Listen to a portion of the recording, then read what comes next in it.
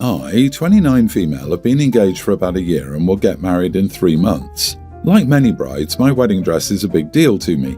I spent months picking it out and it cost more than I care to admit. It's a gorgeous custom-made gown I kept at my mom's house to avoid any accidents at home. I have a dog that sheds like crazy.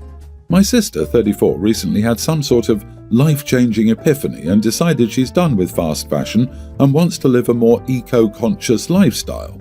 Cool, right? Except she's taken it to a weird level, constantly shaming me and others about our choices, like buying new clothes instead of thrifted. She's also become super into DIY projects, most of which look like a Pinterest fail, but I wasn't going to say anything. Fast forward to last weekend, I stopped by my mom's house to check on the dress and ensure everything was fine. When I opened the garment bag, my heart legit stopped. In all her DIY glory, my sister had dyed my wedding dress. Apparently she thought the white was too traditional and boring. She decided to upcycle it by dip dyeing the bottom half in this hideous tie-dye rainbow pattern. Her words, "I made it more fun and unique. You'll stand out." I lost it. I screamed at her and she just stood there acting like I was being overdramatic. She kept saying she was just trying to help and that it's just a dress. I told her she was a selfish psycho and to never speak to me again. Then, and this is where I might be the idiot, I said, "I hope your husband gets so sick of your controlling self-righteous BS that he cheats on you." She started crying and called me a bunch of names, saying I crossed the line. Now my mom is angry at me, saying my sister was only trying to do something nice and that I didn't need to take it that far. She's insisting I apologise for the cheating comment, but I feel like I was justified in saying it. My fiancé thinks my sister is nuts, but even he raised an eyebrow at that last comment and said I might have gone too far. Am I the idiot for saying what I said, or is my sister just the worst? How could she possibly dye and dry and repackage a wedding dress without anyone knowing? Does your mom live in a soundproof room? I think mom knew about it or found out about it before your visit and is downplaying it to take the heat off her for allowing it. Uninvite both of them from your life. I can't believe her mom let her sister ruin her dress. Like she just stood by and let that psycho destroy OP's dress and thinks there isn't an issue? That's what I'm thinking. There's no way that mom didn't know. Please sue her for the dress. And since mom and whoever else think you took it too far, have them help her pay you back for your dress. Mom's homeowner's insurance might actually cover this if OP presses charges. Time to find out. Then the insurance can go after the sister. I know my homeowner's insurance covers any damage to a guest's property, or my property if the damage is caused by a guest, that sort of thing. I honestly don't get why so many mothers of awful children side with them when they cause problems within the family regarding siblings. I don't blame you a bit for saying that. You are the idiot for what you said. Nobody deserves to be cheated on. It's very cruel. You could have said dumps you, left you, and that would be more acceptable with everything you screamed at her. I would apologise for the insensitive comment, but at the same time invoice her the damages, and then proceed with the answer you get. But also involve your soon-to-be husband because you don't want to go alone in this fight because he's going to marry you. My 32 female husband, 36, was in a work accident several years ago and he won a court case in which he was awarded a sum in the multi-millions. My husband and I live in the US and have been struggling for years, especially since his accident, since he hasn't been able to work a job in his specialty since. He's mainly been working minimum to low-wage jobs because his degree and trade experience are in an industry his body can no longer work in. I make pretty good money, but again we live in the economic nightmare that's America. In this last year since the settlement, my husband has become the most smug, stuck-up, pretentious man I've ever known, and I'm sick of it. Our friends and family aren't good enough for us anymore because now we have money. Our home, cars and clothes weren't good enough for us, and anyone with a small house, paid-off car or mall clothes was sad and depressing. He judges people hard, and he's not quiet about it. He's mean and rude to the people we interact with. Of course, we got nicer things when he received his money, but he was adamant about luxury things, and to him, anyone who doesn't live in a mansion on the hills with a Lamborghini and Gucci shoes is embarrassing. He gets upset with me for not wanting to spend crazy amounts of money. Why would I buy a $2,000 pair of shoes when I can get a pair just like it for $60? It feels like giving a child with no concept of money $20 and setting them free in a Dollar Tree. He's bought me a ton of expensive clothes, jewelry and new electronics. He paid for high-end spa days and even bought me a new car. I feel like an ungrateful witch for saying this, but I don't really like the gifts. Nothing is my style or taste. He's buying it just because it's expensive. My husband harasses me daily to quit the job I love and says that I make us look bad by working and making us still look poor. He gets angry if I want to go to the same chain restaurants we've always liked, Buffalo Wild Wings, Jack in the Box, etc., instead of 5-star Michelin steakhouses and sushi places because we can afford it now. He's even gone as far as trying to push me towards plastic surgery because we can afford it, so why not?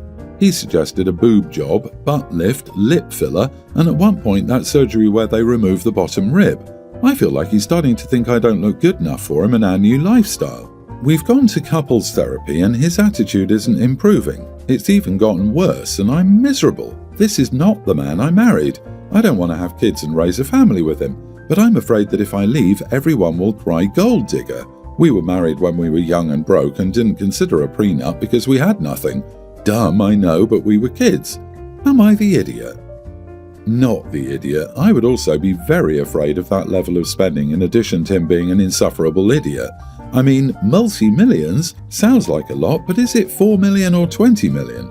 In general, you can live off investments, assuming the money is invested, but the rule of thumb is 4% of the amount if you want the money to last, and you need it to last. You guys are young. Let's say it's $5 million. That means the 4% amount before taxes is $200,000 a year income. This equals roughly $141,000 a year after taxes. This is not Gucci and Lambo money. You know most lottery winners are broke after a couple of years, and it sounds like your husband is on the same path. Also, I suggest you talk to a lawyer and find out what the financial split would be. Depending on where you live, you might not be entitled to any of it, or you might be entitled to a reasonable split. If you're entitled to a reasonable share, you can always go for less and settle for, say, 1 to 2 million. That would be enough to have a great retirement if you invested it and worked for 15 or 20 years. This man is going to burn through all that money, and once it hits him that it's over, he's going to go from a smug idiot to an incredibly bitter and depressed one. I hate to say get out while the getting is good, but your advice is spot on. You stayed by him when it was hard, and now he's essentially spending your patience and finances into an early bankruptcy.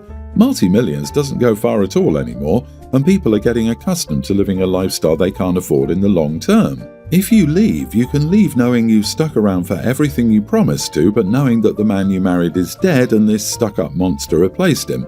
Your conscience should be clear. I will also add that this new attitude also means that your old circle of friends are also probably not good enough for him, so I wouldn't worry about them judging you. I'm 31 and my husband is 30. Our daughter is pre-tween and she found a puppy in the front yard and played with it. It turns out it belonged to our neighbours who were looking for it.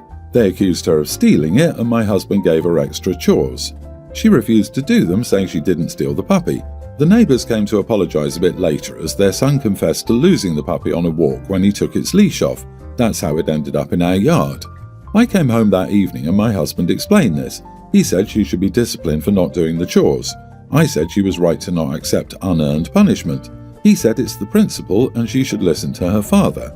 I said I would rather die than teach her that she should lie down and accept mistreatment. We argued and he called me unreasonable. Am I the idiot? Not the idiot. My bigger red flag here is your husband's actions through all of this. He took the word of a stranger over his own child and assigned a punishment based on a misunderstanding that was later cleared up, but refuses to lift the punishment and apologize for his actions toward your daughter. His arbitrary, she should listen to her father, is the bigger red flag for me. He refuses to back down and admit when he's wrong and is keeping up with an unearned punishment he wants to double down on because she fought against it in the first place when it was wrongly assigned. OP, please keep an eye on this. Maybe it's not abuse right now, but he's setting up his daughter to blindly follow male authority and any arbitrary consequences imposed. At the very least, it's creating a vulnerability. Parents who say she should listen are the same parents who ask, why do girls let men do those things to them? I got into it with my husband one time years ago. My oldest son from first marriage was maybe tween at the time, making a box of mac and cheese for lunch for himself and his little brother. When it came time to put in the butter, he did exactly what he'd seen me do dozens of times. Slice it up so it melts faster before pouring in cold milk. For some reason, my husband had an issue with cutting up this little quarter stick of butter. He told him to just drop it in and stir it up and it'll melt just fine. My son finished slicing it up while hubby got more irritated. I stepped in trying to explain he was just doing it how he'd seen me do it and trying to figure out why the heck it was such a big deal. Am I missing something that's wrong about slicing butter? It turned out that my husband got angry because my son didn't immediately do what he said. We had a long discussion about that kind of attitude. Fortunately, he learned his lesson on what is important to make an issue out of and what isn't, and slicing butter is not a major issue. Children shouldn't have to bow in fear to their parents, and parents really need to pick that hill to die on. My 38 male wife, 38, and I have one child together, a young grammar school-aged son. When we got married, we agreed we both only wanted one child. A few years ago, my wife got her tubes tied. I also got a vasectomy last year just to cover all bases across the board. We didn't announce this to the family, but it also wasn't a secret. We've had a few people ask if we're having another, and that's usually when it comes up.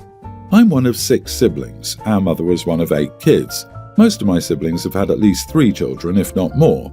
Only my brother is also one and done. Our mother struggles to accept this and has said several times that we'll change our minds. Even knowing that my wife and I physically cannot have more children, she'll always bring up adoption or say that my procedure could be reversed, etc. My brother and I always shut it down, have told her we're not changing our minds, etc. Recently, she was babysitting my son while my wife and I went out. We picked him up after, and on the car ride, out of nowhere, my son started crying and asking if we were having another baby. We said no. He said that his grandmother kept asking him if he wanted a baby sister and saying that we should have another baby. He could be a big helper, etc. We got home rather quickly, consoled him, and promised him we weren't having another baby and that his grandmother never should have told him this. I called my mom and got on her about this, telling her she stooped low by getting our son involved. She said that we're overreacting and his crying over potentially getting another sibling is ridiculous and we're raising a spoiled child. I argued no, he's a sensitive kid who doesn't do great with change, and she scared him. I told her that until I can trust that she won't say these things to him, her babysitting privileges have been revoked and she'll only be around him if my wife or I are there. My brother backs me up on this. Apparently our mother tried the same thing with his son, leading to a similar argument on their end. Our sisters think we're overreacting and that this is a natural question. My mom is right that it shouldn't have upset my son so much. Am I the idiot? Not the idiot. This is not about your son being too sensitive or whether you want or can have another child. This is about your mother going ridiculously over the lines and crossing boundaries. If she's going to cross this kind of boundary, what other boundaries is she going to cross? What else is she likely going to say to your son in the future in an effort to get her way? Tell your sisters they have nothing to do with this because they don't. This is 100% on your mother and she deserves to lose the babysitting privileges. They're trying to blame the victim and protect the person who crossed the line. The fact that she doesn't even seem apologetic is very concerning. To me, disrespecting boundary is not the biggest issue here. She's planting biased ideas into a 6-year-old's head. It's normal and natural to have siblings. It's not normal or natural not to have siblings. Imagine she's probably very capable of teaching childless people are not natural, unmarried people are not normal. She's also manipulating a 6-year-old child to ask parents to have more children. I wonder what she thinks about people with fertility issues. I, 32 male, work in an office where everyone has at least a bachelor's degree. This is relevant. Most of my co-workers have their degrees framed on the walls of their offices, and some also have pictures of them at their graduations. In fact, I'm the only one that doesn't. I'd rather decorate my walls with pictures of my wife and me on trips we've taken. I also didn't even attend my college graduation. Not much for ceremonies, so I don't have any cap and gown pictures, which has never bothered me. Recently, a co-worker, we'll call him John, started suggesting I didn't actually go to college and lied to get this job. The accusation was so ridiculous that I ignored it, but it seemed to convince him more. He started saying dumb stuff like, "Must be nice to have gotten this job without doing any real work. I wish I could have gotten this job without student loans," and "If you'd gone to college like the rest of us, you'd understand." I tried ignoring him, thinking he probably just wanted to start drama, but eventually I could sense our other co-workers beginning to think John must be right since he wasn't really disputing it. I figured I'd just bring in my damn degree and put an end to it. Now, here's the thing.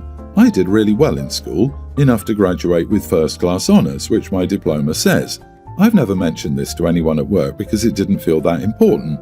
The degree itself is what matters.